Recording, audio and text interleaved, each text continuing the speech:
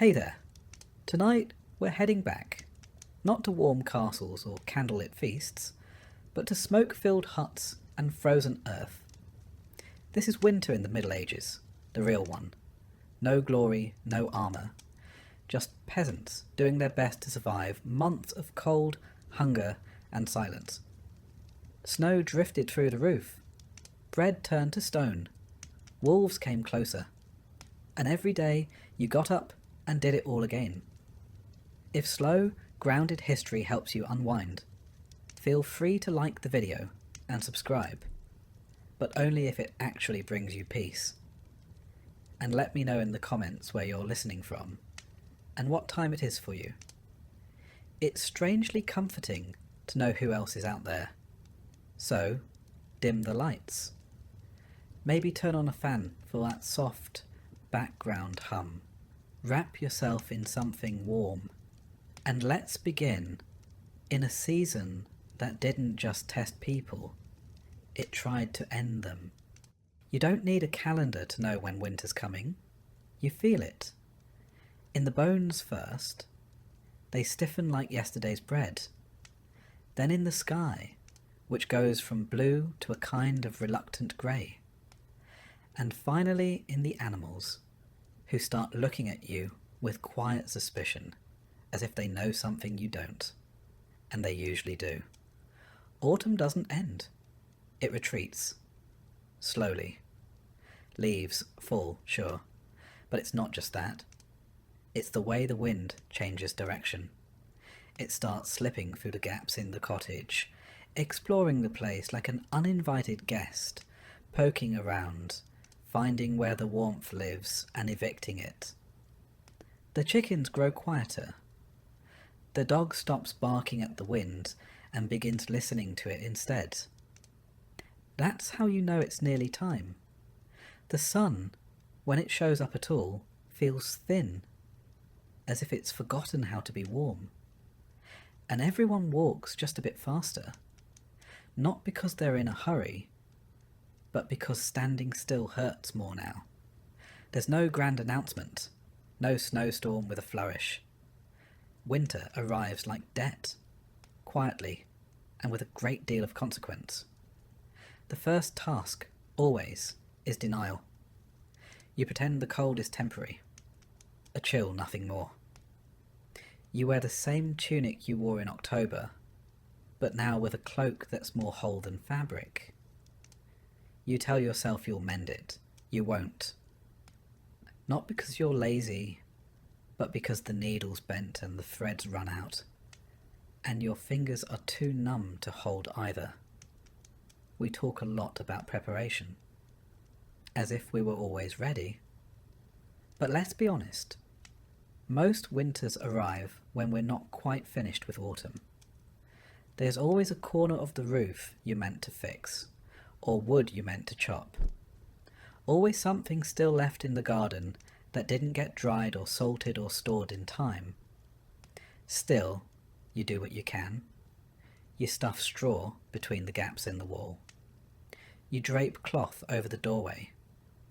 You rearrange the beds so everyone sleeps a little closer to the hearth. Even Uncle Gawain, who smells like sheep and talks in his sleep about debts no one remembers. You don't light fires all day. That's a luxury. Wood is for evenings, for cooking, and for the hour or so when everyone pretends to be cheerful. The rest of the time, you rely on movement, layering, and the heat of several reluctant siblings pressed together under one scratchy blanket. The animals sense it too. They linger longer near the shelter. The chickens huddle. The pigs go quiet, which is deeply unsettling. The cows grow more irritable, which is to say, they remain exactly the same. Outside, the ground turns to iron. The paths that were muddy last week are now treacherous, half-frozen ruts that twist ankles and swallow boots. Water in the bucket develops a skin of ice. You break it each morning with a ladle, then curse softly as it numbs your hands. And the sky. The sky just hangs there, low, grey, expectant, like it's waiting for something. You squint at it as if you might read it, as if clouds carry messages. They don't, but they do mean you won't see the sun again for several weeks. In town, people walk faster. They speak in shorter sentences. Jokes dry up. No one's really in the mood. Even the church sermons get a little darker. The priest reminds you that cold weather is God's way of encouraging humility. You wonder if God might try a slightly warmer lesson plan. And then, finally, one morning, it happens. Snow. Not a blizzard, not yet. Just a dusting. Like flour spilled across the fields. But it changes everything. The thatch turns white. The trees stiffen. Your breath comes out in little clouds, and every step outside sounds like you're stepping on old parchment. And with that snow comes the realization you're locked in now. The earth has closed up shop for the season. No more digging, no more planting.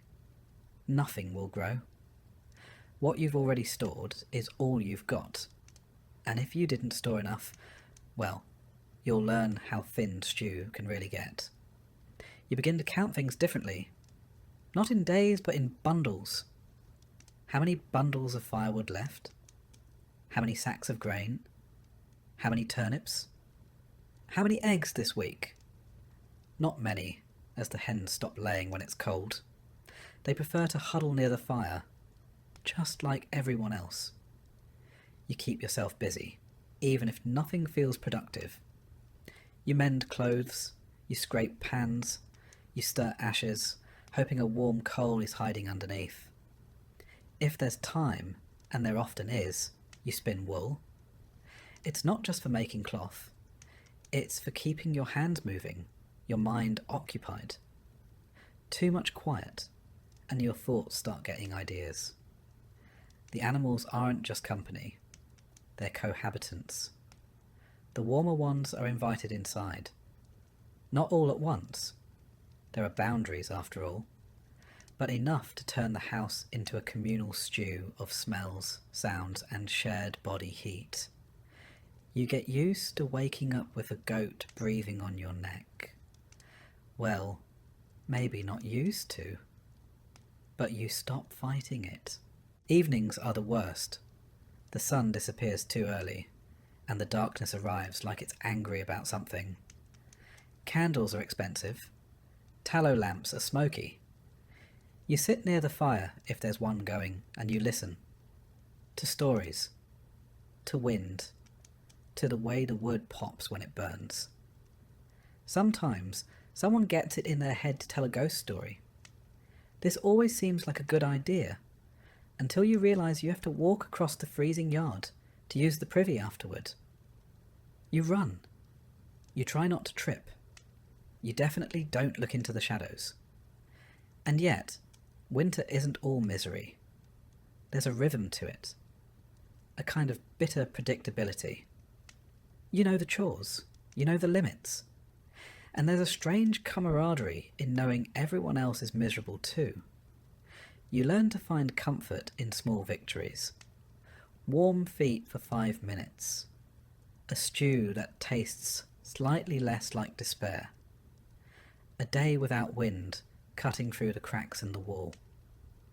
You celebrate quietly, because the moment you laugh too loud, someone will remind you we've only just begun. Historically, we peasants didn't fare too well in winters. The Little Ice Age, starting around the 14th century, brought harsher, longer winters across Europe. Rivers froze. Crops failed. In some years, the Rhine froze solid for months, and markets were held right on the ice. Yes, people shopped on frozen rivers, until the ice decided otherwise. In particularly bad years, like 1315 to 1317, rain ruined crops for seasons. It wasn't just cold, it was famine. Up to 30 million people affected. And when there's no food, people get imaginative. Cannibalism was whispered about. Infanticide too. Not dinner table conversation, but then again, we didn't always have dinner. But that's the thing about winter. It's not just about enduring the cold. It's about enduring each other. A family of 6, 3 goats, 2 chickens, and a bucket of salted fish sharing 20 square feet of living space? That's a social experiment with no exit. You hear every cough, every complaint, every unfortunate digestive development. Privacy becomes a myth. Modesty goes out with the sunlight. You do your best not to argue, not out of patience, but because it stirs up the air and lets in more cold. And so you settle in. You shrink your world down to a few feet around the fire. You learn the weight of every blanket, the creak of every board, the rhythm of the weather. Days shorten, nights lengthen, and time starts to dissolve into a sort of frozen soup. You're not living, exactly. You're enduring. And eventually, you stop asking how long winter will last. You just wake up each day and survive that one. If you're lucky, the firewood holds out. If you're very lucky, the roof does too. Because in a medieval winter, the cold doesn't knock. It lets itself in. And stays a while. And tomorrow it starts again. Winter doesn't just try to kill you with cold. It kills you with chores. And at the top of that frozen to-do list? Wood. Endless amounts of it. You don't just need a few logs for ambience. You need firewood like your life depends on it, because it does. Everything revolves around fire. It cooks your food, warms your bones, dries your socks, scares off rats, and makes the house only mostly uninhabitable. Without it, you're not a peasant. You're a popsicle with taxes. But fire doesn't magically appear. It takes wood, lots of it. Cut, carried, chopped, stacked and cursed at. Gathering firewood is the medieval equivalent of having a second full-time job, except this one pays in back pain and frostbite. There's no chainsaw, no gas-powered anything. Just an axe that's been in the family so long you're not sure if it's a tool or an heirloom. The handle's cracked, the blade is blunt. But it's still better than using your hands, which, let's face it, you probably will anyway once the axe gets stuck in the third log. You start in autumn, of course. Everyone says that. Start early. Except there's never enough time. The harvest runs late, your neighbour borrowed your axe, and you sprained your ankle trying to outrun an angry goose. So here you are in December, swinging steel at a tree like it insulted your mother, praying it falls in the right direction. And trees don't cooperate. They're heavy, unpredictable, and covered in snow. You cut one down, only to realise you still have to chop it, carry it, and stack it. Repeat 50 times. If you're lucky, your back just hurts. If you're not, the tree lands on you and you become a cautionary tale. Once the wood is chopped, it needs to dry. That takes months. So you burn it wet, which means it smokes, hisses, and barely burns at all. Congratulations. You've just turned your home into a tepid, smoky nightmare. Hope you weren't planning to breathe properly this winter. The rich, of course, have options. They hire people. They send servants into the woods while they sip wine in front of a roaring hearth. You are the servant, and your hearth is mostly a pile of wet twigs trying their best. Legally, you're not even allowed to gather wood in some places. Forests belong to lords. And if you're caught collecting kindling on noble land, the punishment ranges from fines to beatings to, occasionally, being made an example of. For picking up sticks. Yes, really. That's why many peasants turn to alternatives. things like peat, dried animal dung, or bundles of brush. These technically burn in the same way that technically soup counts as a meal. Peat gives off heat, but it also gives off a smell like wet ashes and regret. Dung burns surprisingly well, but let's not pretend anyone's happy about it. Still, you use what you have. You gather dried cow patties with frozen hands and pretend you're not inhaling memories of last summer's pasture. The good news? It's free. The bad news? Your cottage now smells like a campfire held inside a barn. Stacking firewood is an art. Too tight and it moulds. Too loose and it falls over and breaks your toe. So you build a neat pile against the wall of your house, wrap it with whatever canvas you can steal from your cousin, and hope it doesn't collapse under snow. It will. And you never have enough. That's the golden rule. Doesn't matter how much wood you cut. It's never enough. By February, you're down to burning fence posts, old furniture, or anything that vaguely resembles timber. There's no sentimentality. If it catches fire, it's fuel. You dream of firewood. You count logs instead of sheep. You have actual arguments over who burned the good stick too early. You ration embers. You hoard coals like they're treasure. And if you manage to find a particularly dry branch under the snow, you bring it home like a war trophy. Sleeping in winter is a gamble. If the fire dies out, the temperature inside drops to hope you wrote a will. You tuck in close, under layers of blankets, furs and other humans. Not because you like them, but because survival beats personal space. In some homes, livestock sleep inside too. Not out of kindness, out of necessity. Chickens provide eggs and ambient warmth. Pigs are radiators with hooves. Cows are basically space heaters that moo. It's not cosy. It's crowded, noisy, and smells like a petting zoo collapsed into a soup kitchen. But it's marginally better than freezing to death. Historically, peasants didn't just rely on personal effort. Communities often worked together to chop and haul wood. It was less about bonding and more about shared suffering. Everyone had blisters. Everyone was freezing. Everyone was equally miserable, which made it slightly easier to endure. In some regions, people used wood-saving tricks. Clay ovens were shared. Communal fires were maintained all day. You'd take turns baking bread in the village oven, all while pretending not to notice how warm Agnes's house always seemed to be. Suspiciously warm, in fact. Women and children gathered kindling, not because it was easier, but because that's just how the labour got divided. If you were small and had fingers, you were sent to the woods with a basket and told not to come back empty. What you returned with might have been twigs, might have been pine cones. Either way you contributed. And then there's chopping itself. A deeply medieval kind of misery.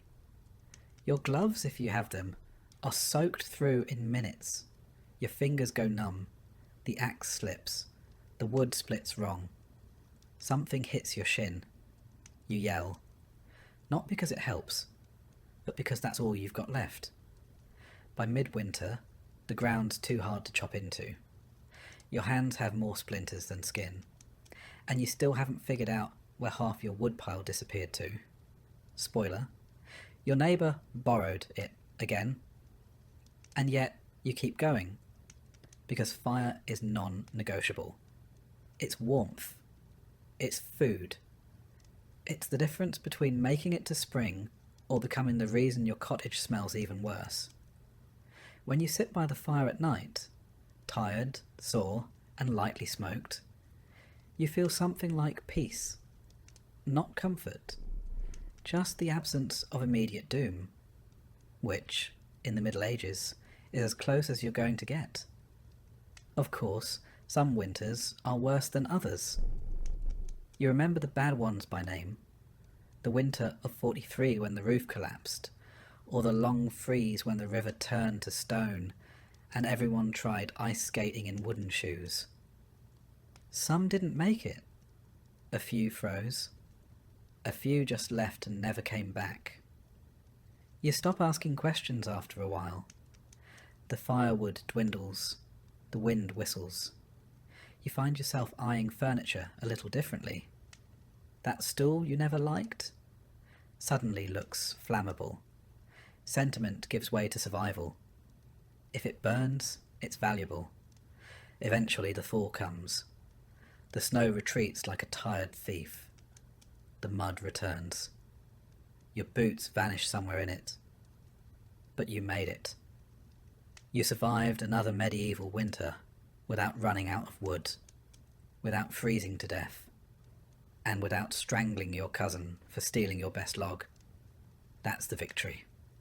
No medals, no parade, just frostbitten fingers, permanent smoke smell, and the deeply satisfying knowledge that you're not a popsicle. Not this year anyway. The next morning you do it all over again, because even as spring edges closer, the cold lingers. The chores never stop. And the fire, that fickle, flickering little god, always wants more. More wood, more sweat, more of you. And you give it. Because in the end, it's not about comfort. It's about survival, one splinter at a time. And tomorrow, same routine. Chop, stack, burn, freeze, repeat. You don't beat winter. You survive it. And if you're lucky, next year's axe won't break before your spirit does. Because in the end, winter doesn't care how tired you are. The logs won't chop themselves. The fire won't feed itself. And warmth, that rare, fleeting thing, has to be earned every single day. You don't need a calendar to know it's winter. Your stomach tells you first, loudly, repeatedly. It's not hunger in the modern sense. That gentle rumble that reminds you to check the fridge. It's deeper, angrier. The kind of emptiness that makes you stare at bark and wonder, could I stew that? Food in a medieval winter is like firewood, always running out, never easy to get, and guaranteed to cause arguments. You don't plan meals, you ration them, you stretch them. You look at 3 shriveled turnips and call it a feast. You start with what you've stored, grains mostly, barley, rye, oats, wheat if you're rich, or stealing from someone who is. You keep them in sacks, barrels, or anything that keeps out rats, which is nothing. The rats always find a way. They're like furry tax collectors with teeth. Most of your meals revolve around pottage, the medieval mystery stew. It's not so much a recipe as a lifelong experiment. You throw in whatever's edible and hope it doesn't kill you. Root vegetables, dried beans, wilted greens, maybe a strip of dried pork if you've got royal connections or a generous neighbour. It simmers for days, sometimes weeks. New ingredients are just added to the pot. Old ones never quite leave. It tastes like boiled earth, with a hint of onion and regret. You eat it anyway, every day, twice a day if you're lucky, not because you like it, but because it's there. And in winter, that's enough. Meat is rare. You don't have a freezer. You don't even have a cold cellar, just a slightly less awful corner of the cottage. If you did slaughter something in the fall, a pig, a goat, your neighbour's least favourite chicken, you salt it, smoke it, dry it, and then hide it from everyone in the house, especially the kids. Kids will eat anything, including raw bacon and the string you tied it with. Sometimes you fish. If the river isn't frozen, if the ice isn't too thick, And if you haven't already burned your fishing rod for kindling. Ice fishing is a thing, just not a fun thing. You chip away at a hole in the ice while your toes slowly lose sensation. Then you sit, wait, and contemplate how life became a series of increasingly stupid decisions. If you're near the sea, you might dry some herring or smoke eel. It's nutritious. It's long-lasting. And it tastes exactly how it sounds. If you're not near water, you rely on whatever your neighbours didn't guard well enough. Bread is essential, but it's also a gamble. Made from whatever flour you've got. Rye, barley, sometimes lentils, and often padded out with filler. Sawdust, yes. Grounder corns, maybe. Bark, on a bad year. Bread isn't soft and fluffy. It's a blunt object. Something between food and medieval defence weapon. And sometimes the bread fights back. In damp storage, rye can grow a fungus called ergot, a delightful little microbe that causes hallucinations, convulsions, and occasionally death. You don't know this. All you know is that the bread makes you see colours, scream at clouds, and possibly become a religious visionary, or a witch, depending on who's watching. Dairy helps. If you have animals that haven't frozen, wandered off, or been eaten. Milk spoils quickly, so you turn it into butter or cheese. The cheese is hard, salty, and vaguely threatening. Butter's a luxury. You keep it wrapped in cloth, hidden under your bed like it's gold. Because in winter, it basically is. Eggs? Not likely. Chickens slow down in the cold. They're too busy trying not to die. You might get 1 a week, maybe 2 if you speak nicely to the hens and threaten the rooster. That egg goes in the pottage, or you stare at it long enough to get full from imagination. Fresh fruits and vegetables? That's adorable. No apples, no greens. Maybe a dried plum from last August, if it didn't rot or become home to a worm. Most vitamin C comes from sour cabbage or fermented turnip, lovingly described as crunchy disappointment in vinegar. It keeps scurvy away, but also friends. Preservation is everything. You salt, smoke, pickle, and dry anything that once moved, grew, or was near something that did. You make jams from berries, if you managed to find them, and didn't eat them all in a sugar-starved frenzy last summer. You hang herbs from the ceiling, until they drop into the soup one by one like leafy confetti. Nothing is wasted. Bones are boiled twice. The fat is saved. Even the ashes from the fire end up in soap or used to scrub pots. If someone throws away food, you question their sanity. Or you marry them, because clearly they're wealthy enough to waste things. And then there's hunger itself. Not mild hunger. Not I skipped lunch hunger. But the kind that makes you feel your stomach rubbing against your spine. The kind that makes you chew slowly, not for flavour, but to make it last. Hunger's a full-time presence in winter. It sits with you, watches you cook, comments on your portions, judges your neighbour's squirrel stew, and says, actually, that looks all right. There's a rhythm to it. You wake up hungry. You go to bed still hungry. You learn to live with the gnawing feeling, like a mouse chewing inside your belly. Eventually, you stop noticing. Until you smell stew from a neighbour's hut and immediately consider selling a sibling. Even the better off peasants don't eat well. They just eat slightly more of the same bland, mealy disappointment. Occasionally, someone manages a real treat.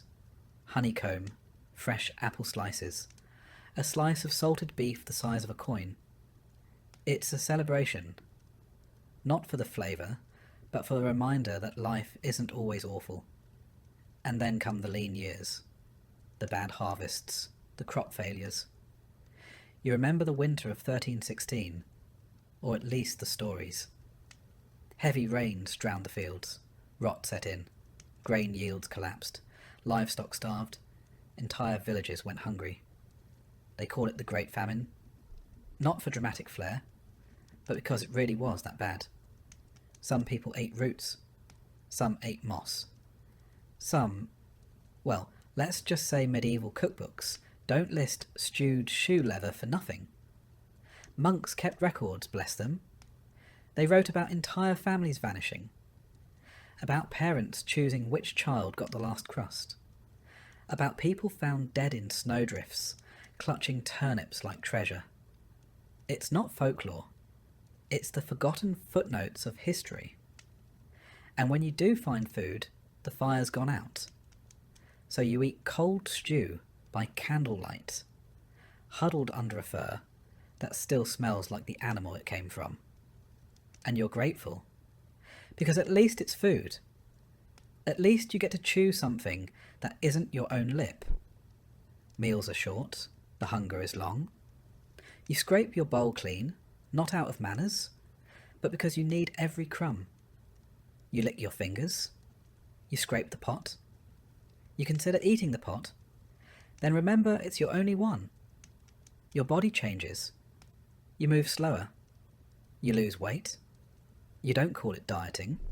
You call it still alive. And yet you keep going. Because hunger is a fact, not a crisis. You don't expect to feel full. You just hope not to feel worse. That's winter. Not a battle, but a negotiation between you, your pantry, and the number of meals until April. There's no holiday feast unless you're lucky or well-connected. Maybe you save a sausage for Christmas. Maybe a neighbour shares a pie made with mystery meat and courage. You don't ask questions.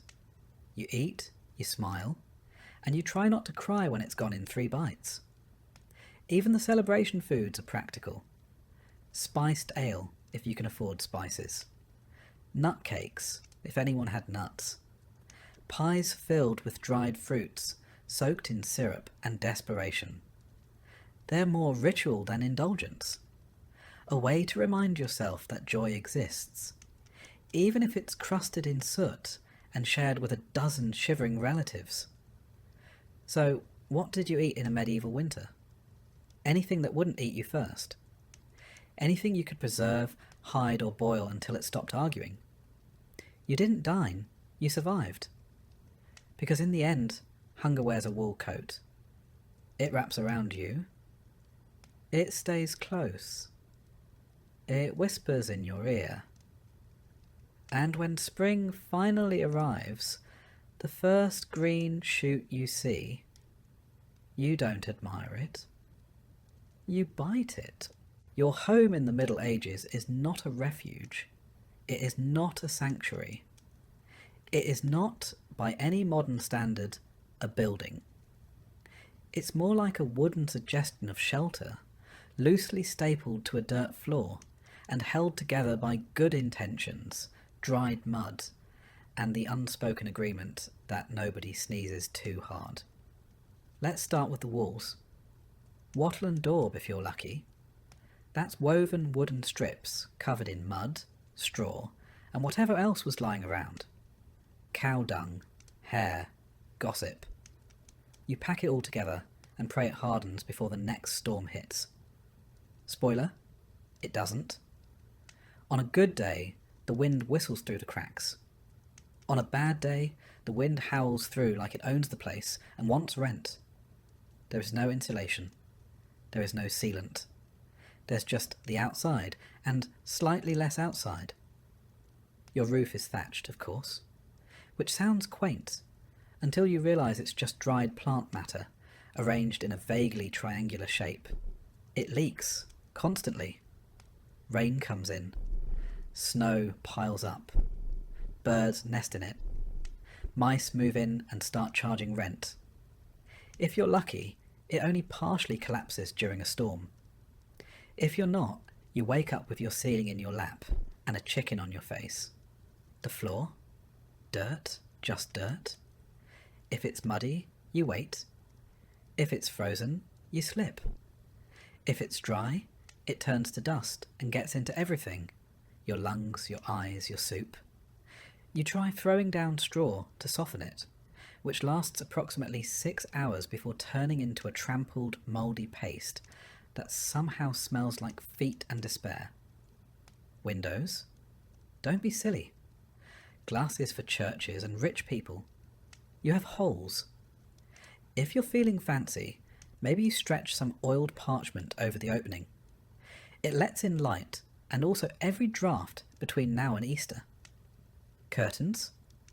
Number cloth is too valuable to waste on luxuries like privacy. Doors barely latch. Hinges groan like wounded animals. You can barricade it with a log, or if you're short on logs, because you've already burned them for heat, maybe just hope the wind isn't in a mischievous mood. Fireplaces are central, but not in a cosy way. There's a fire pit in the middle of the room. No chimney, just a hole in the roof. So the smoke rises slowly, filling your home with a lovely grey fog that coats your walls, your lungs, and any hope you had of clear breathing until spring. You don't smell the smoke after a while. You are the smoke. Now let's talk furniture. You don't have much. A wooden bench, maybe a stool. A table if you're living the high life. Beds are shared with your spouse, your children, and occasionally livestock. The mattress is straw stuffed into a sack, which sounds fine until you remember that straw doesn't stay fluffy. It compresses, moulds, and invites bugs. Your pillow is another sack. If you're lucky, it's full of feathers. If you're not, it's just more straw, possibly slightly less crunchy. Blankets? Wool, if you've got it. Or furs, if something nearby died recently. Most nights, you sleep in your clothes, under everything you own, hoping body heat plus faith equals survival. And if your fire dies out overnight, you wake up frozen in your own breath cloud, questioning every decision that led to this point. Heating the place is a challenge. You keep the fire going, sure, but heat rises, smoke rises, and unfortunately, you're sleeping on the floor, which means your toes freeze while your rafters get a lovely sauna experience. Stones around the hearth help. They absorb heat and release it slowly, but only if you have enough fuel to make them warm in the first place. You seal up cracks with moss, cloth, or mud. It doesn't work. The wind finds a way. It always finds a way. There are days when you swear the air inside is colder than the air outside. And you do something about it, but your fingers are too numb to untie your cloak. Lighting's another delight. You've got tallow candles, which drip, sputter, and reek of beef fat. Or rushlights. Reeds dipped in animal grease, which burn like someone tried to weaponize a salad. The smoke from these mingles with the hearth smoke, until the whole room is a low hanging haze of medieval asthma triggers. And let's not forget the noise. Thin walls mean you hear everything. The wind, the livestock, your neighbour sneezing, your own stomach growling back at you, like it's filing a complaint. Privacy? A myth? Solitude? Only if you walk into the forest and don't come back. Of course, it's not just people living here. Your cottage shares space with animals. Chickens nest in corners. A goat sleeps under the table. If you've got a cow, she lives in the lean-to attached to the wall, unless it's too cold, in which case she joins you in the main room. There is no such thing as indoor and outdoor. There is only not dead from the cold. This makes the house warmer, slightly. It also makes it louder, messier, and smell like a barn that recently lost a bet. You sweep the floors, but the dirt just rearranges itself. The straw bedding smells like old milk, And if a chicken decides to lay an egg next to your head in the middle of the night, you say thank you and try to fall back asleep before it poops on your blanket. Your roof also houses guests: birds, rats, insects. The thatch is thick enough for nesting, which means, come spring, you'll hear the pitter-patter of tiny feet above you at all hours. Sometimes they fall in. It's normal. You scream. The rat screams. And then you both pretend it never happened. Maintenance? Constant. Daub cracks. Rafters bend. Doors sag. The wind tears the roof. You fix what you can with what you have, and which is string, hope, and a very dull knife. You can't afford nails. You wedge things into place. You hammer wood together using a rock and a prayer. And if it's raining and the roof's leaking, you don't grab a bucket. You grab all the buckets. You position them around the house like you're trying to win a very sad game of splash chess. You learn which spots drip first. You name them. You curse them. You learn to sleep around them. It's not all doom. There are warm moments. The fire catches well. Someone shares a fur. A draft stops for no reason. You convince yourself it's your craftsmanship. You huddle close with your family and pretend the smell is comforting. It's not. But it is familiar. Still you endure it. Because this isn't just a pile of timber and bad smells. It's home.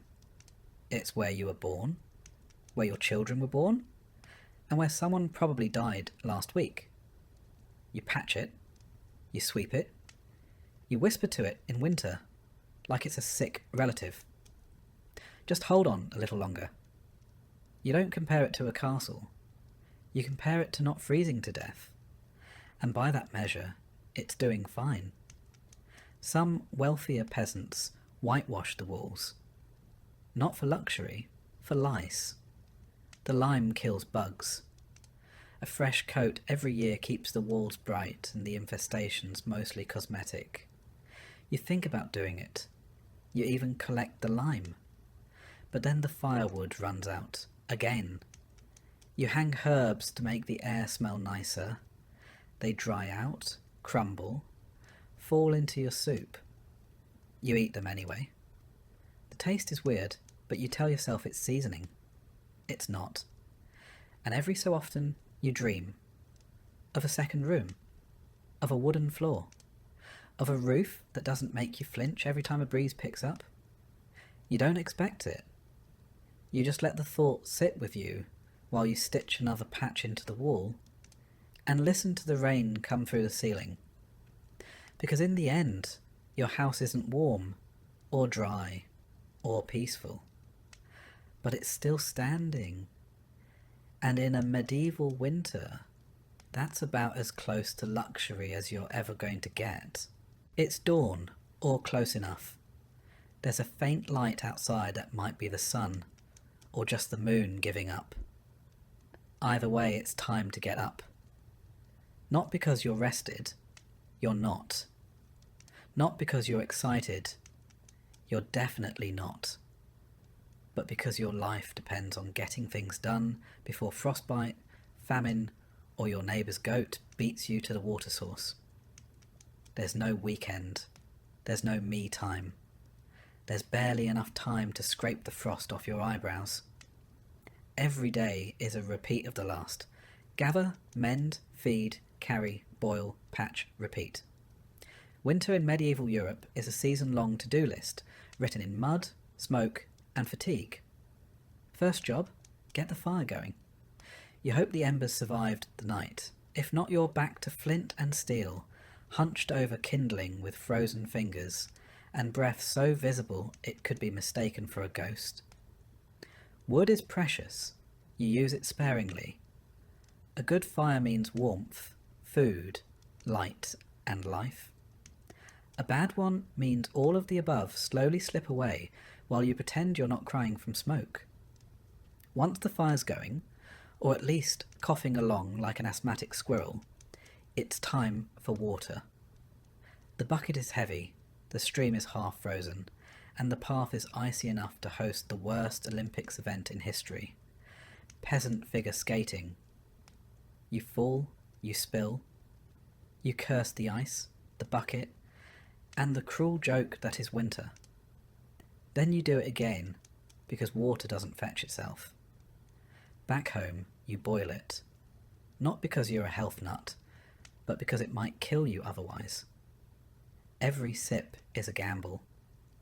Boiling water is also how you warm your hands, steam the hut, and delay feeling like a medieval failure for 10 more minutes. Next, animals. They need feeding before you do. Chickens are annoyed, pigs are loud, the cow is judging you. You scrape together old hay, kitchen scraps, and whatever hasn't frozen solid. You check the coop for eggs. There aren't any. Again. The rooster, however, has plenty of opinions. If it snowed overnight, you clear the path to the door. Not because it's tidy, but because falling into a snowdrift while holding a bucket of pig slop is the kind of memory that sticks. You shovel with a flat plank, your hands wrapped in rags, and mutter things that will get you excommunicated if anyone heard. With the animals fed and your fingers halfway thawed, it's time for breakfast, if you can call it that. Yesterday's pottage reheated with today's regrets. Maybe some crusty bread. Maybe not. If someone remembered to scrape the pot clean last night, you're scraping the scrapings. No one complains. Complaining takes energy. Then it's time for the real work. If you're a man, it's chores in the fields, forest, or forge. If you're a woman, it's everything else. Spinning wool, mending clothes, making food, cleaning soot, hauling water, stirring the pot, and somehow keeping 6 children alive while pretending your hands aren't frozen into claw shapes. Repairing the roof? That's your job. Fetching firewood? Also your job. Making sure the goat doesn't freeze, escape, or explode? Still your job. There are no task lists, just a rolling stream of crises that need solving before nightfall. Laundry is once a week, and it's its own form of purgatory. You drag clothes to the river, break through the ice, and scrub with a mix of ash and lye until your knuckles bleed and your soul leaves your body. Rinse. Freeze. Repeat. Cooking is a game of improvisation and lowered expectations. You stir the same pot you used yesterday. You skim the surface for mould and add more water. Maybe some herbs. Maybe a pebble for texture. You serve it hot and call it soup. Afternoons are for fixing things. Tools, fences, relationships strained by arguments over who ate the last turnip. You sharpen blades with a whetstone that's older than your grandfather, who, incidentally, died falling off the same ladder you now use to patch the ceiling. Children help, in theory. Mostly they get underfoot, but even toddlers are handed tasks, holding yarn, scaring crows, carrying small bundles of kindling. They work because they have to. Playtime is what happens when they finish early, and no one ever finishes early. Inside, the spinning wheel turns endlessly. Wool doesn't spin itself. Linen doesn't weave itself. Every thread in every tunic has passed through hands that ache. Gloves are a luxury. Calluses are standard issue. And if you drop a spindle and it rolls into the fire, you just stare for a moment and quietly consider walking into the flames after it. By late afternoon it's already dim. The sun barely tries in winter. Shadows stretch long. You rush to finish the day's tasks before the light fails. You patch walls with mud, rehang door hinges, fix a leaking roof with nothing but straw, a rock, and wildly misplaced optimism. Then you prep for the evening, stir the stew, stoke the fire, scrape the frost off the inside of your water bucket. You change into warmer clothes, which are the exact same clothes, but with one more layer of sadness. Dinner arrives, such as it is. A bit of stew, some bread, a communal mug of weak ale, or water that's been boiled 3 times just to make it less deadly. You sit near the hearth. Not too close, sparks, not too far, frostbite. You eat fast. The warmth fades quickly. Afterward there's no winding down.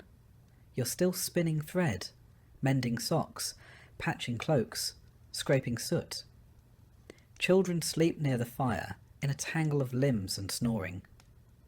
Adults stay up, not for leisure, but because the fire needs tending and tomorrow's firewood needs hauling. If you're lucky, there's a song. Someone sings softly while spinning or shelling peas. It's not joyful, but it is comfort. A reminder that life still exists outside the labour. Just barely. Night falls early. You lay down in the same clothes, under the same damp blanket, on the same straw mattress. You listen to the wind rattle the shutters.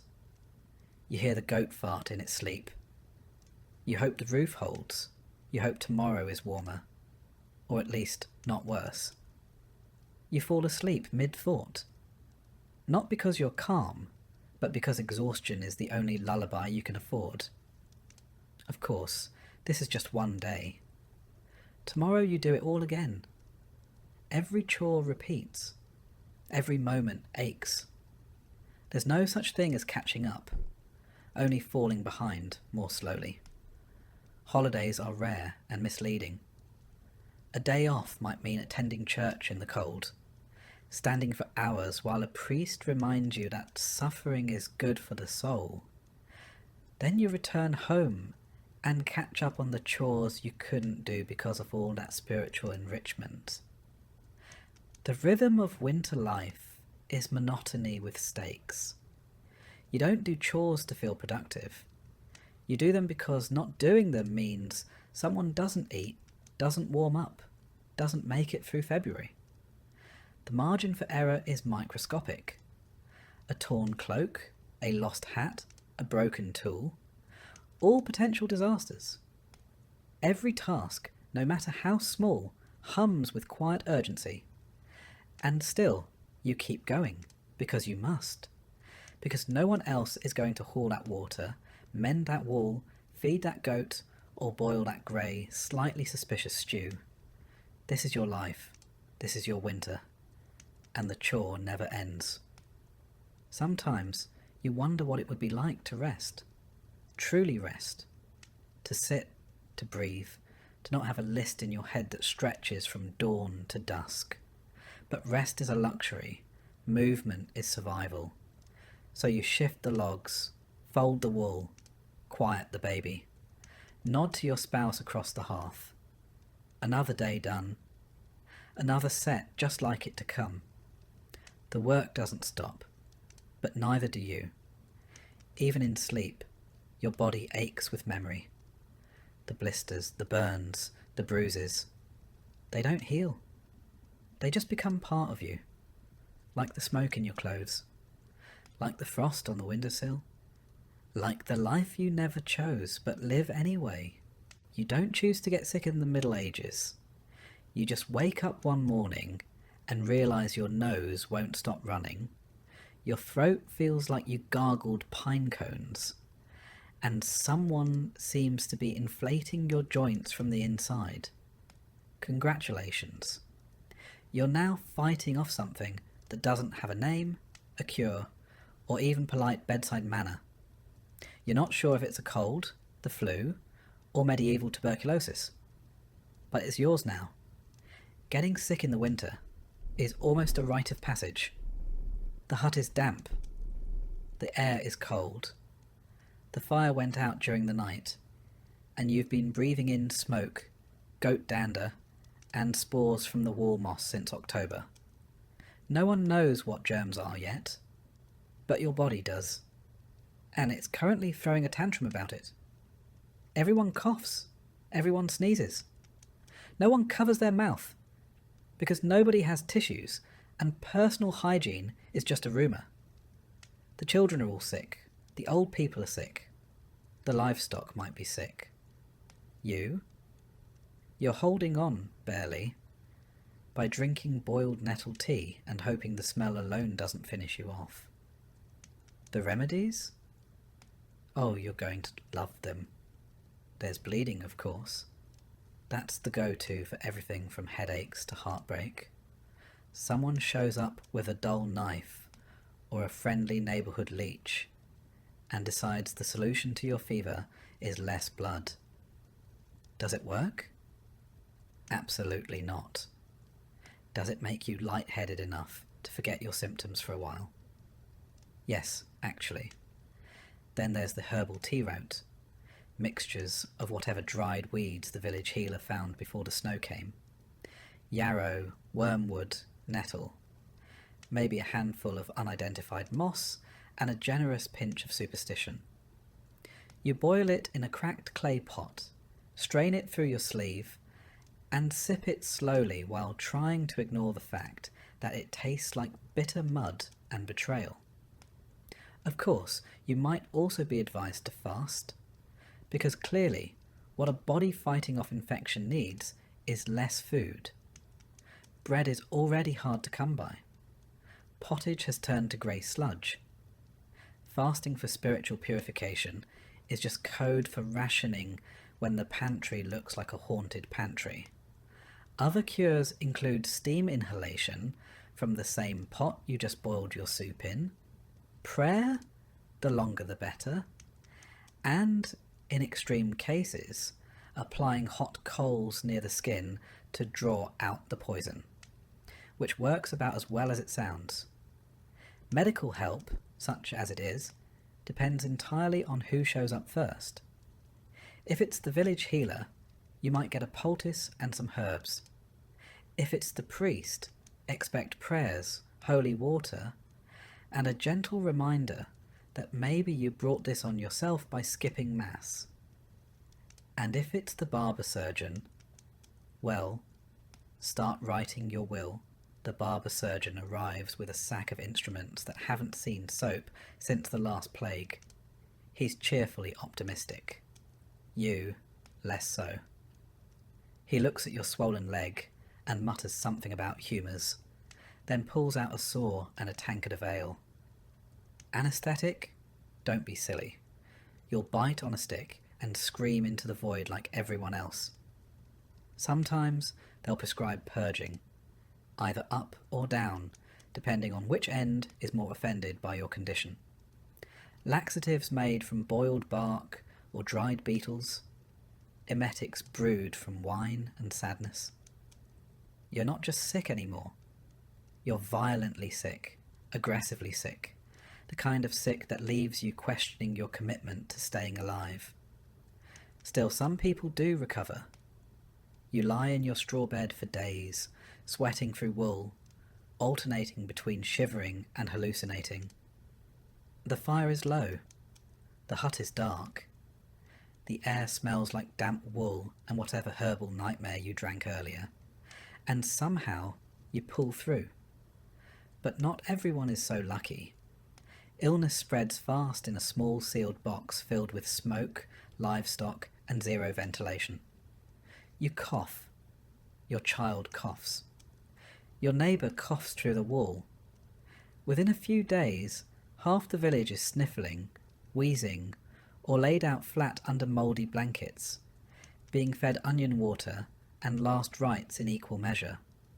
No one knows what's causing it, so naturally people guess. Maybe it's bad air. Maybe it's a curse. Maybe old Maud gave someone a funny look in church last week, and now the whole street's coughing blood. Superstition mixes with desperation until you're hanging herbs over doorways, burning dried sage, and sleeping with iron under the bed to ward off evil spirits. It doesn't work, but at least it smells nicer than the goat. The worst part is you can't stop working. You're sick, but the firewood still needs chopping. The cow still needs milking. Your kids still expect dinner. even if it's just a steaming bowl of hope and nettles. Rest is a luxury reserved for corpses. So you stagger out of bed, wrap yourself in every piece of wool you own, and shuffle through the snow like a disgruntled ghost. And all the while, the risk looms that this won't just be a cold, that it's the start of something darker. Typhoid, pneumonia, the kind of thing that doesn't announce itself, just takes you quietly in the night. That's the real fear, not the pain, but the silence that follows. If the sickness gets worse, the signs are clear. The fever spikes. Your breath rattles. You stop getting out of bed. Someone lays a cloth over your forehead and pretends it's helping. The priest is summoned. Not the healer, not the barber. Just the man in robes who says it's time to prepare your soul. Confession comes quickly. You mumble out every sin you can remember, even ones you probably didn't commit, just to cover your bases. The priest nods solemnly and sprinkles you with holy water that smells faintly of mildew and desperation. He says words in Latin. You don't understand them, but they sound final. Your family gathers.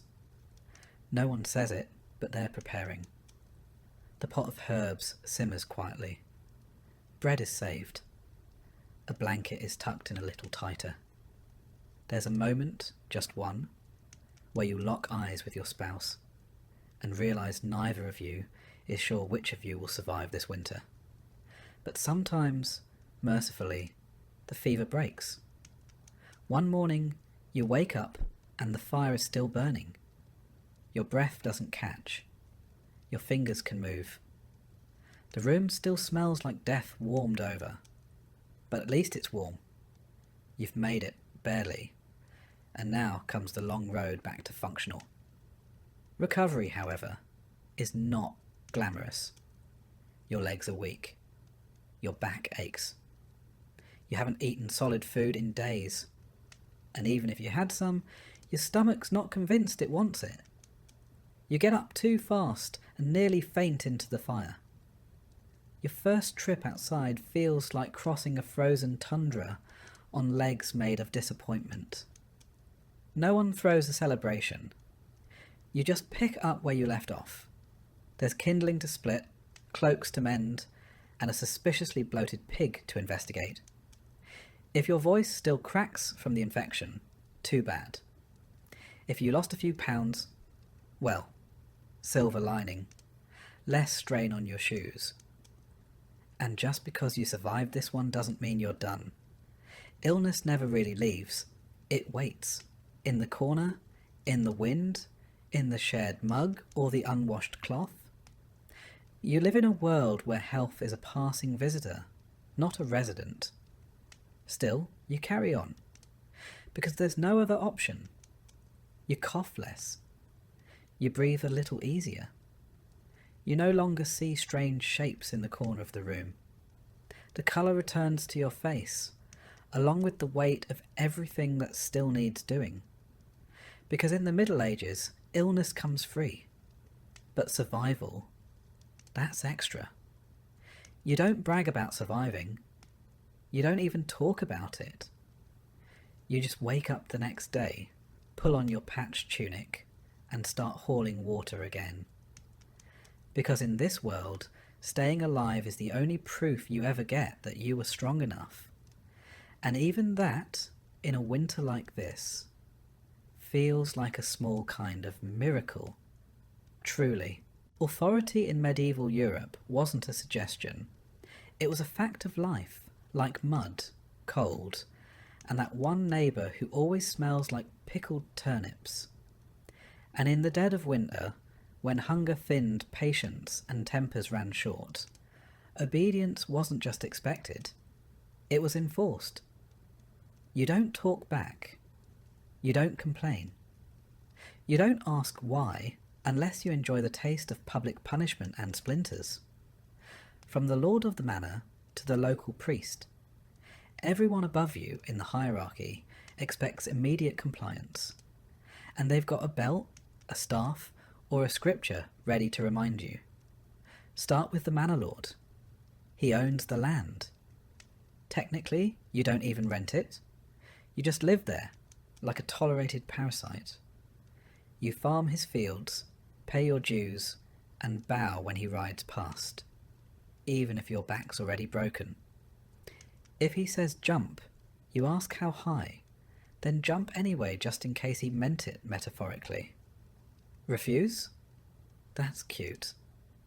Let's see how funny that is when he finds you, takes your grain, or throws you in the stocks during a snowstorm.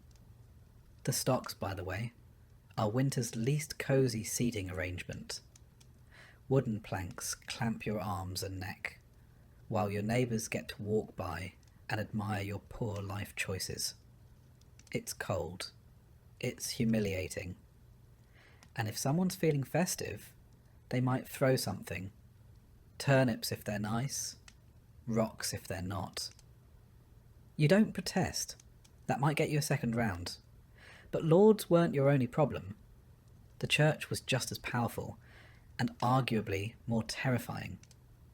God might forgive, but the local priest? Not so much. He watches everything. Who misses Mass? Who works on holy days? Who might be secretly coveting someone else's goat? And he keeps a record, not just for spiritual purposes, but for leverage.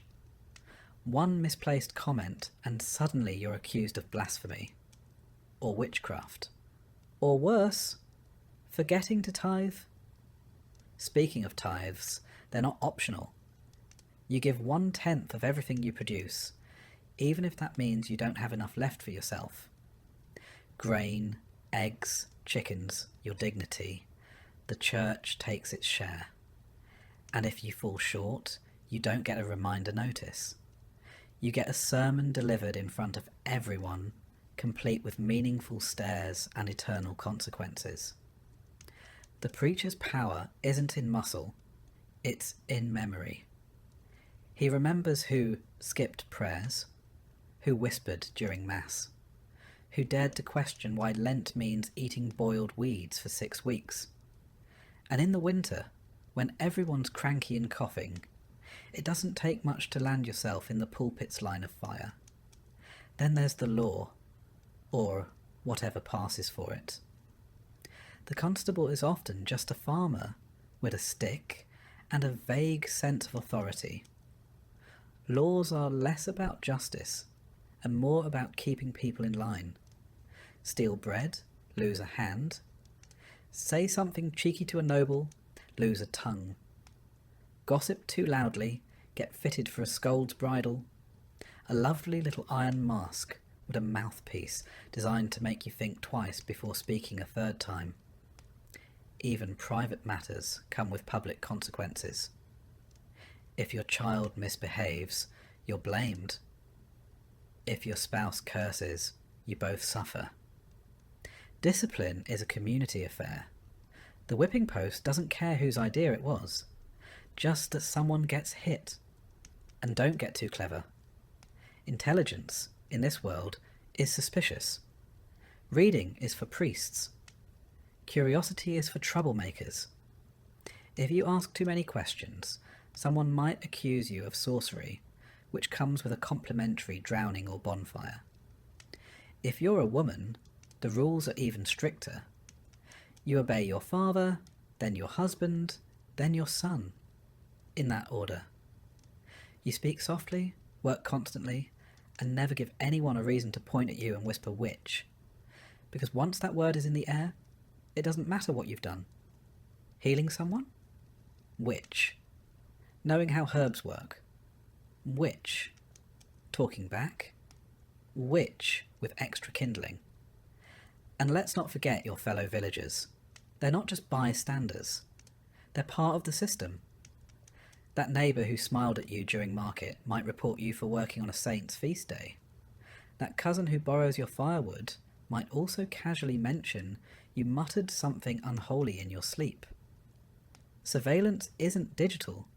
It's human. And deeply nosy. It's a culture of control. Everyone watches everyone else, and nobody is safe. The cold only sharpens the paranoia. Long nights breed longer grudges.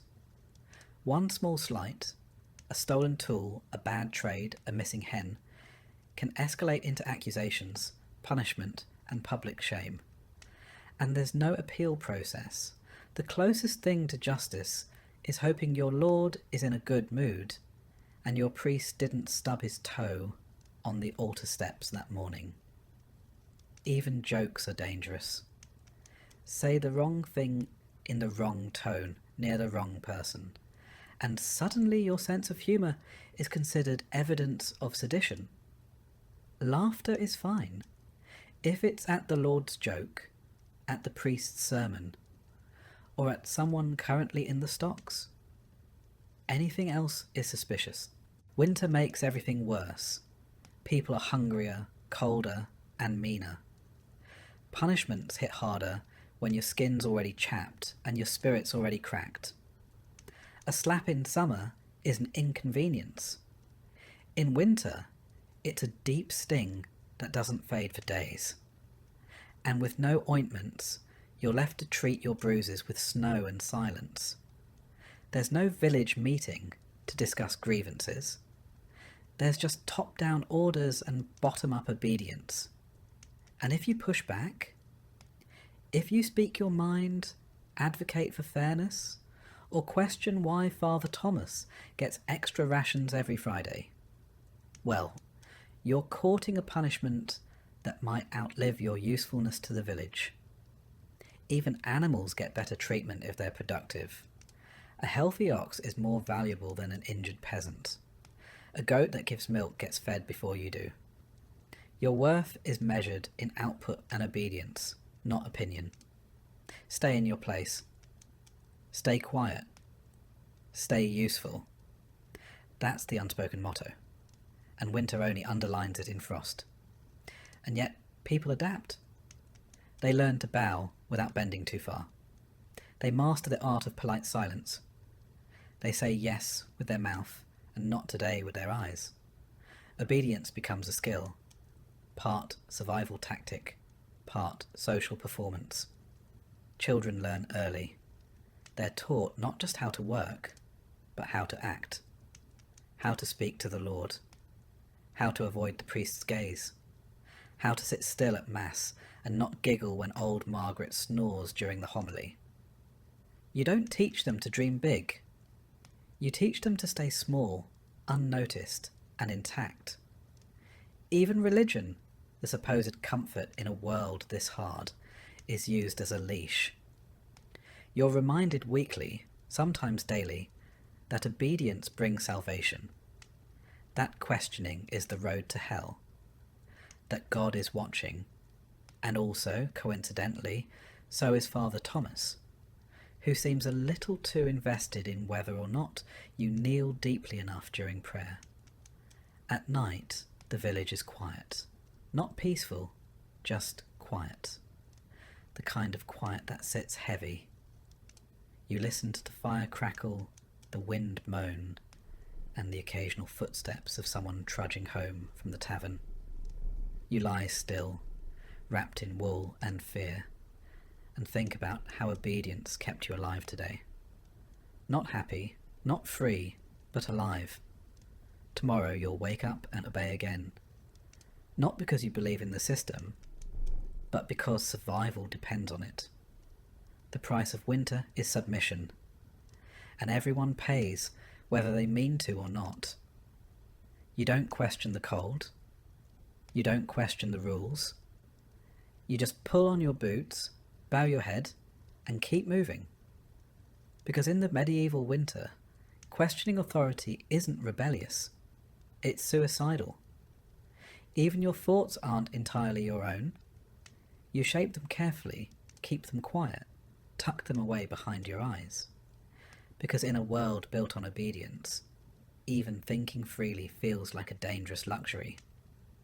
So you obey, you endure, and you wait for spring. Because in winter, even rebellion freezes. And you've got enough to survive without adding heresy to the list. So you lower your eyes, seal your lips, and carry on, like everyone else. You're not alone out here. And that's not meant in the comforting sense. The kind people say when offering a hug. It's the kind whispered by your inner voice when something howls in the woods, and your door isn't quite shut right. Because in the medieval winter, you're surrounded by things that want your food, your warmth, and occasionally your face. Wolves are the obvious concern. By December, they're starving. By January, they're bold. They prowl the edges of the forest, closer now than in summer, noses lifted toward your chimney smoke. They smell meat. They smell fear. They smell you. And when you walk alone, maybe to fetch firewood, maybe to empty the slop bucket, they watch. Sometimes they follow. They rarely attack outright, but you've heard stories. Everyone has. Some say they wait until you slip, until your lantern goes out, until your boot catches in a snowdrift and you fall face first in silence. Then it's over fast, or not fast at all. But wolves aren't the only ones watching. There are smaller predators, quieter, sneakier, and often already inside. Rats don't care about the cold. They've made themselves at home, tucked behind sacks of barley, scurrying under your straw bed, nibbling anything remotely edible, and some things that aren't. You've heard them at night, the gnawing, the skittering. The occasional scream from someone discovering a rat had made a nest in the laundry pile. They eat grain, soap, leather. They chew through your shoes, your belts, the bindings of the only book in town. If it can be chewed, it will be. And when food runs low, truly low, rats become more than pests. They become a test of what you're willing to kill in the name of dinner. Cats help when you've got them, but a good mouser in winter is almost worth more than a child. And they know it. They lord over the cottage like tiny monarchs, demanding warmth and respect in exchange for thinning the vermin herd. If they don't feel like hunting, well, too bad. The rats resume their midnight buffet, and you wake up to something missing a corner. Then there are the dogs, not all of them friendly. Some are village strays, half-wild things with torn ears and ribs showing through their fur. Most were abandoned when food got tight. Now they roam in loose packs, sniffing at doors, chasing chickens, and occasionally cornering someone too slow to close the gate. You don't trust them, they don't trust you. They bark at ghosts and sometimes at nothing at all. But when they're hungry enough, barking turns into biting. Out in the woods, you've heard rumours of lynxes. Rare, but not impossible. A blur of fur and claws that disappears before you're even sure it was real. Mostly they avoid people. Mostly. But if one showed up in the village, no one would be surprised. Just unlucky. Boars are worse. Big, mean, and stupid. They don't hunt you. They charge you. Especially if they're cornered or desperate. You've heard of men losing legs to a wild boar tusk. Or lives. In the leanest months, some still try to hunt them for meat. Sometimes they come back with dinner. Sometimes they don't come back at all. And just when you think the outside is bad, remember, the inside isn't much safer. The cold drives more than rats indoors. Spiders, beetles, centipedes, things that crawl and crunch underfoot, all come looking for warmth. You step on them barefoot at dawn and pretend not to scream. You sweep them into the hearth and watch them sizzle, then go back to stirring your soup like nothing happened. If you're storing food for winter, dried meat, apples, cheese, or salted fish, you guard it like treasure. Not because you're greedy, Because you're in competition with everything else that breathes. The mice are relentless. The mould creeps faster than your fingers can scrape.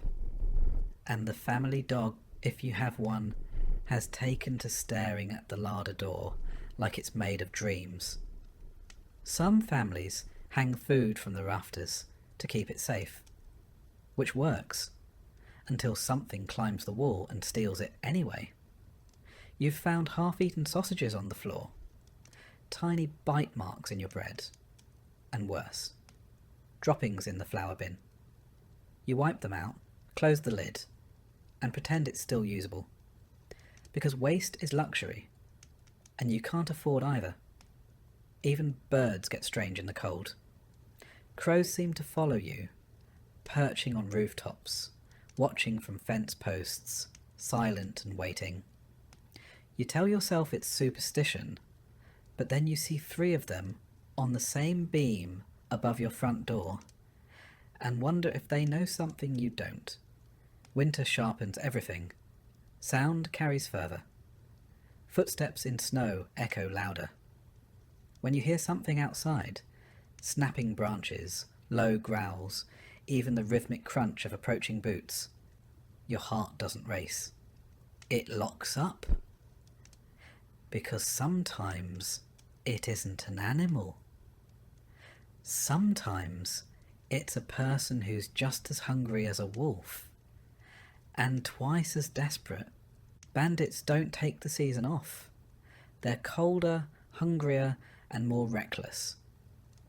If they think your family has food, they might try the door, or break it down, which is why you sleep lightly with a blade near the bed, dull, rusted, but sharp enough to give you a fighting chance. You pray you never have to use it. And so, every noise becomes a question. Every gust of wind, every creak in the roof, every bump against the wall. Is it just the cold settling in? Or something trying to get in? You start to learn the language of winter. The way snow falls when something has moved through it. The silence that means something's watching. You listen differently. You think differently. You begin to count your food in days, not weight.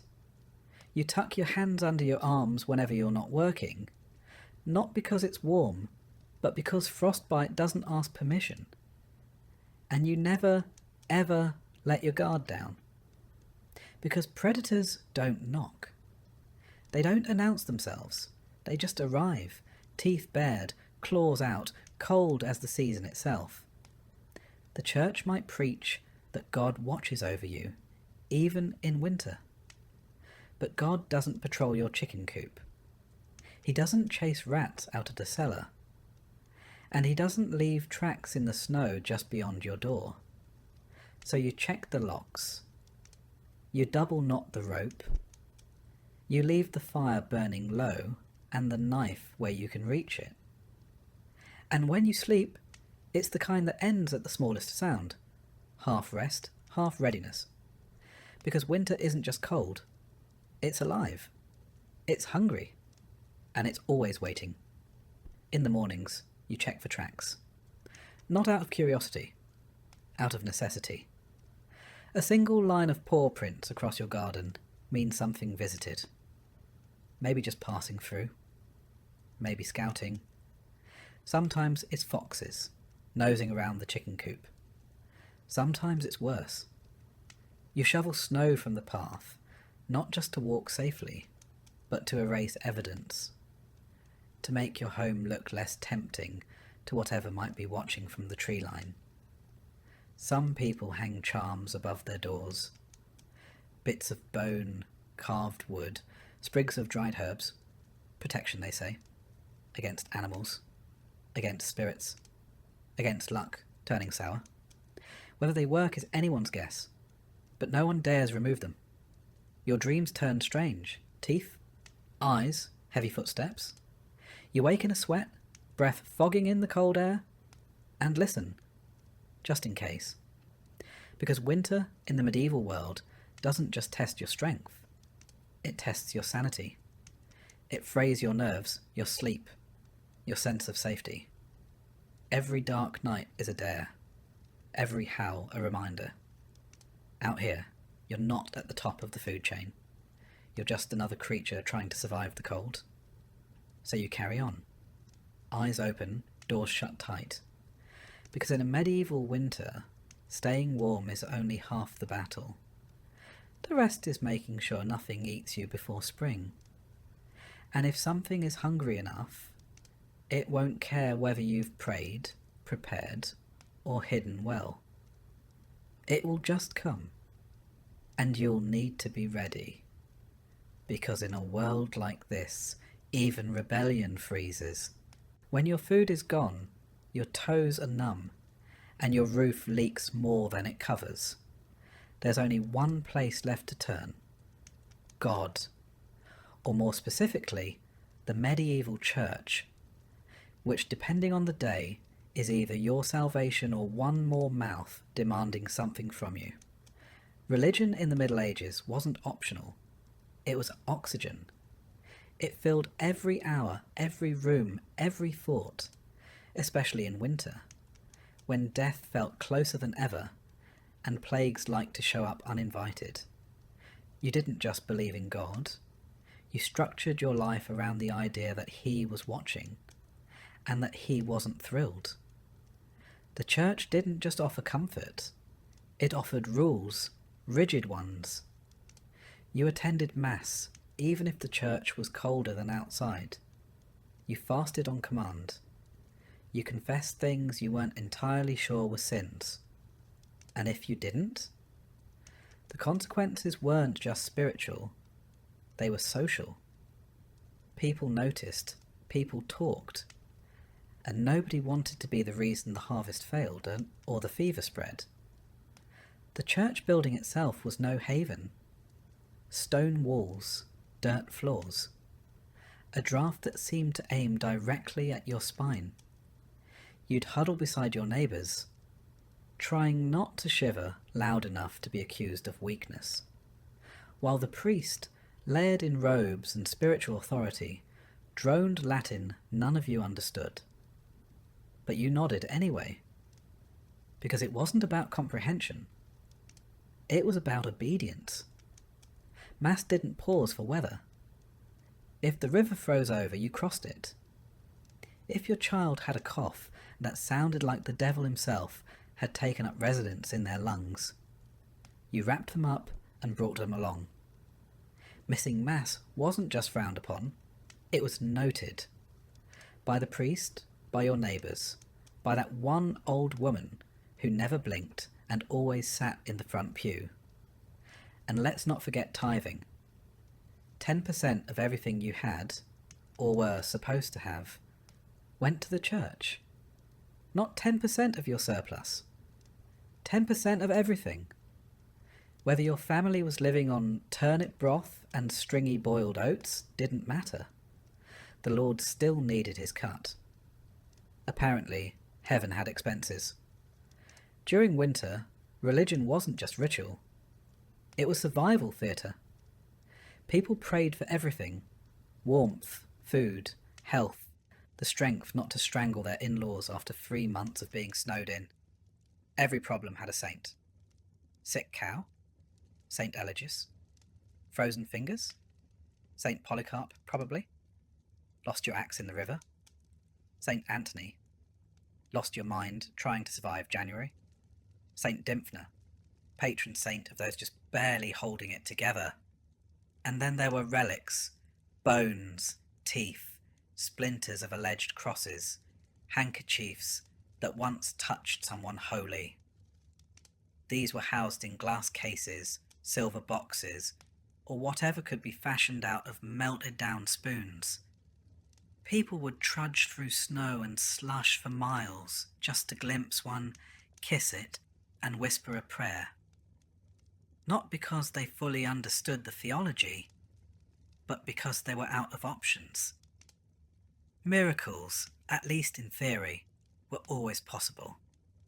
You could be healed, your baby could recover, your pig might stop foaming at the mouth. And if none of that happened, Well, perhaps it was your fault for not believing hard enough. Or for that unconfessed sin you were pretending didn't count because it happened in the dark. Confession was its own sort of winter ritual. You'd kneel in a wooden booth, knees frozen, voice low, whispering your sins to a man who already suspected what you were going to say. The priest didn't flinch. He'd heard worse. Always had. Adultery, theft, envy. That time you accidentally ate bacon on a fast day. You said your piece, got your penance, and left the booth feeling briefly lighter, until the guilt crept back in 5 minutes later. And then came fasting. Advent, Lent, Saint Days, no meat, no eggs, sometimes no dairy, in the middle of winter. When you already hadn't tasted meat in a month, and your last egg froze solid before you could crack it. You'd huddle over your sad little stew, made from whatever hadn't moulded yet, and call it holy sacrifice. But you didn't dare question it. The church was everywhere. It owned land. It controlled calendars. It collected dues. And it told you explicitly that everything you endured in this life would be worth it if you followed the rules. And if you didn't, eternal fire. Not metaphorical fire. Actual burning, shrieking, forever fire. That's what waited for you if you slipped up. The weather itself was a sermon. A sudden storm. God's warning. A stretch of mild days. God's mercy. A frozen crop. Someone sinned. Who? Unclear. But someone. This turned villages into moral pressure cookers. Neighbours watched neighbours. The widow who muttered too loudly during Mass. The man who skipped Vespers. The child who asked too many questions.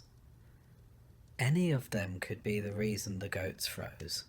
The line between spiritual and social punishment blurred quickly. Gossip spread like frost across a field. You'd hear whispers, "She doesn't kneel properly," or "I saw him work on the Sabbath."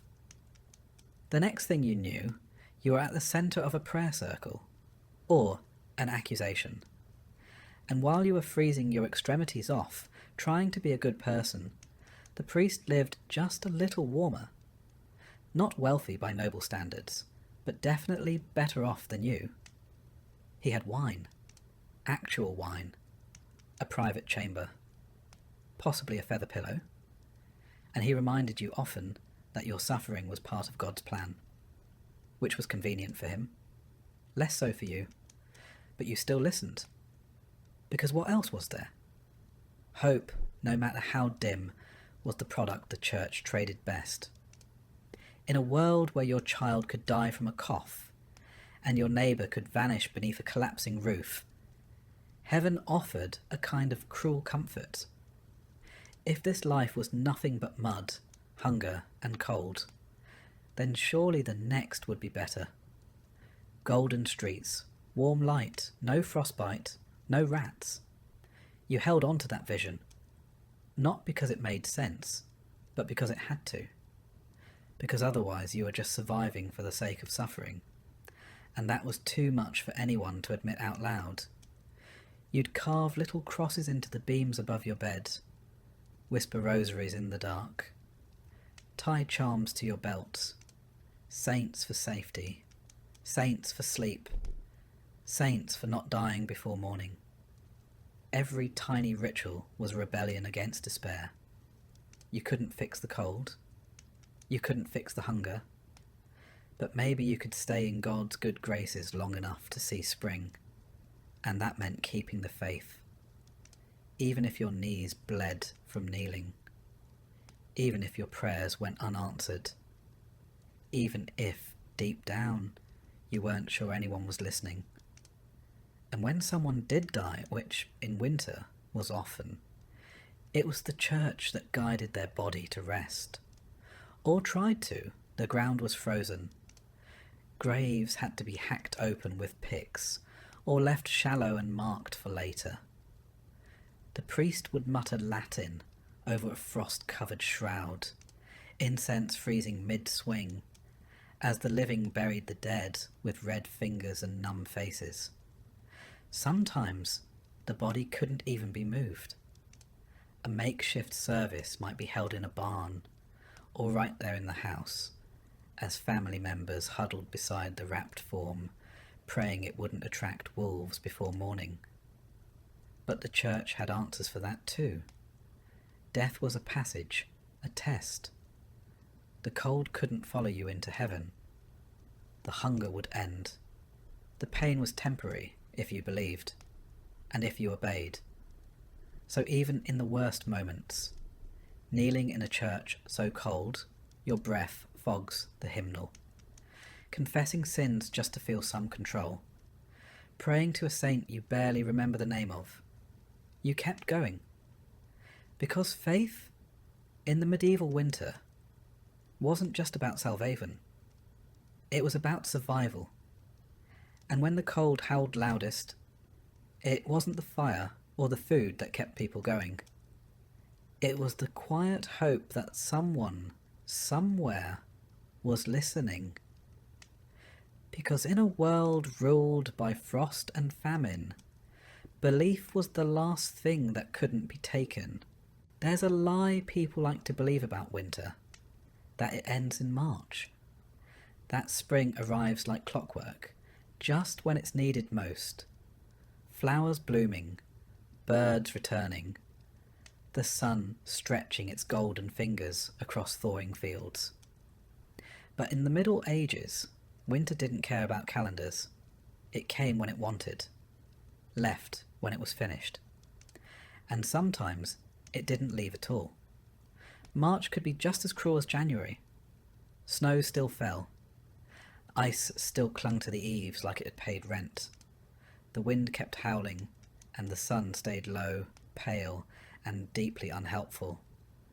Mud replaced snow, but that didn't mean life got easier. It just meant your boots got heavier. Spring was a rumour. Hope was a dangerous luxury. By the time the snow finally melted, the damage had already been done. The ground thawed, yes, but the people didn't. What winter didn't freeze, it starved. What it didn't starve, it broke.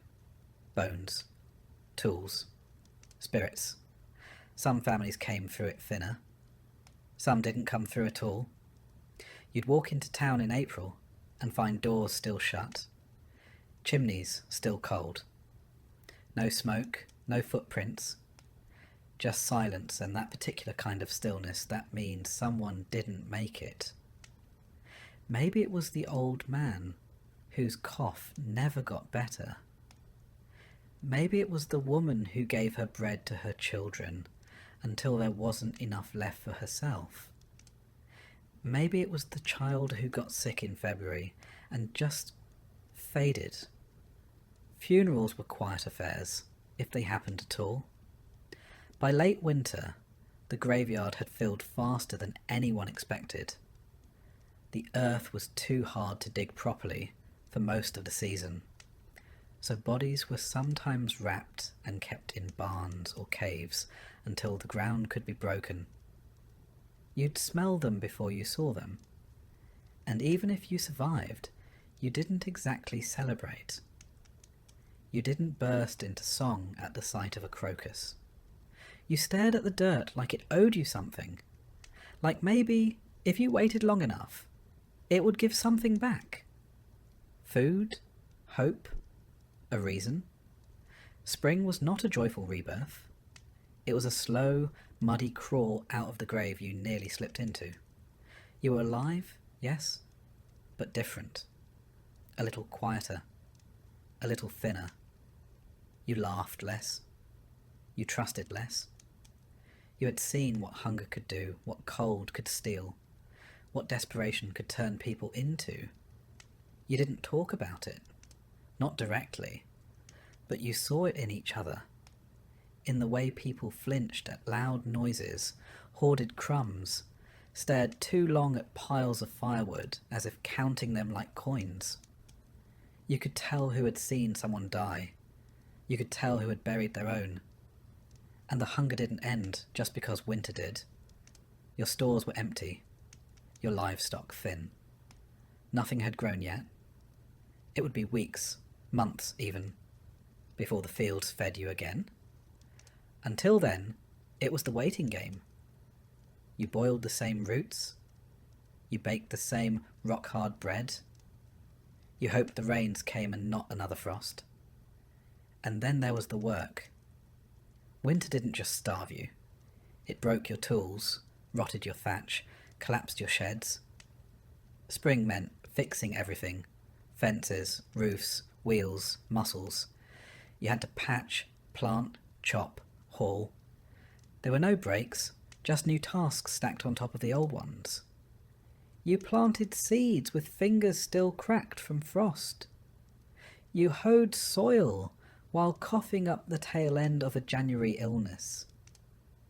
You did all this while pretending you weren't still hungry, weren't still grieving, weren't still having dreams about being chased barefoot through snow by something with your brother's face. Records from the time, where they exist, speak more in silence than statistics. Parish logs list who was buried, but not why. Chroniclers write of harsh seasons, of unusual mortalities. They don't mention that a village of 60 might be 40 by April, that 10-year-olds looked 20, that women miscarried from cold alone. What we know is this: medieval winter wasn't something you got through. It was something you survived, in the strictest sense. You made it to the other side, not untouched, not whole, just breathing. And even that was rare. No one talked about trauma. The word didn't exist. But the symptoms did. In every hollow stare, every child who flinched at the wind, every man who woke up shouting in the middle of the night. You were expected to move on, to rebuild, to be grateful. But some people didn't move on. Some stopped talking. Some drank more. Some prayed more. Some just faded. They worked the fields without speaking, ate without tasting, looked through their families like strangers. These were the survivors too. The church offered language for some of it: divine testing, trials, purification through suffering. But even that started to feel thin when your baby didn't wake up, or your mother was buried with the thaw. God's will only goes so far before it starts sounding like a shrug. But still, you kept going, because there wasn't another option. You fed the chickens. You mended the door. You taught your surviving child how to tell if the flour had gone sour. Life resumed, not because it got better, but because no one told it to stop. And eventually, one day in late May, something green would appear. Not much, just a sprout. A weed, probably. But still. It was enough to stop and look at. Enough to feel, briefly, like the world might soften again. Spring didn't erase anything. It just buried it under fresh chores and thinner shadows. The losses stayed. The silence remained. You remembered every name that didn't make it.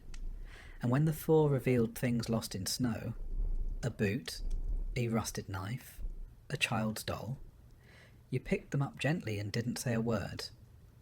You'd hear laughter again eventually. Quiet, careful laughter. Around a new fire, beside a pot of something marginally more edible.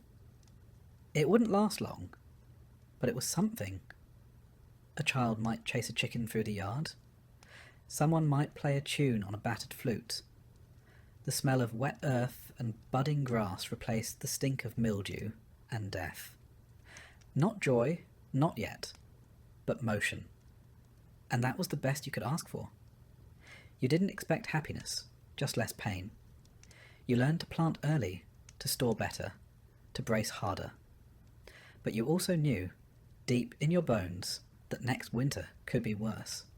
It was always just a matter of when. And so you lived, with scars, with stories, with a cautious kind of hope. You didn't talk about the worst of it, because what was the point? Everyone had their own version. Everyone had frozen fingers, buried kin, or nights they weren't sure they'd wake from. You walked past the churchyard and didn't look too long. You saw the new growth and felt the old grief. And when someone asked how your winter was, you just nodded, said, "We made it." Because that was all anyone ever said. The truth was longer, messier, colder. It lived in the corners of the room, in the way you wrapped your cloak tighter, even in the sun, in the way you counted your food twice, in the way you listened for wolves, even in spring. Survival wasn't triumph. It was just endurance. But in the Middle Ages, that was enough. So you wiped your hands, fed the fire, planted the next seed, and waited for the cold to come again.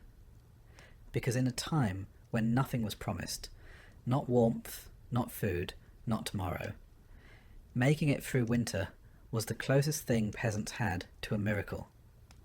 And for most, there were no songs, no records, no legacies, just another spring, and the quiet proof that they were still here. Because survival didn't make you a hero, it just meant you were still standing when the snow finally gave up.